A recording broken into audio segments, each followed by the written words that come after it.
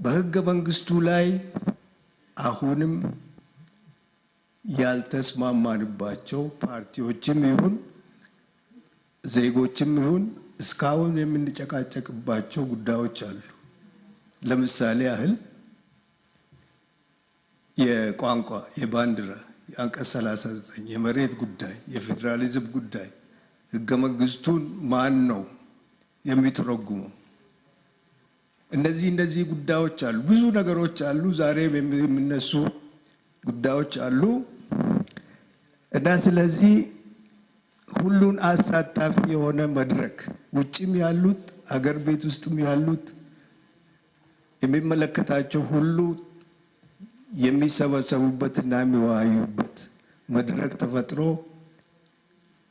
የሀገራችን ችግርና የህገ መንግስቱን ጉዳይ ውይይት ተደርጎ ይህንን ብናደርግ ይሻላል ተብሎ ሐሳብ ቀርቦ በተለይ ደግሞ ህገ መንግስቱ ድንጋይ አይደለም፣ ዶግማ አይደለም፣ መሻሻል ያለበት ጉዳይ አለ እና በዛ አይነት ቢደረግ ጥሩ ይመስለኛል።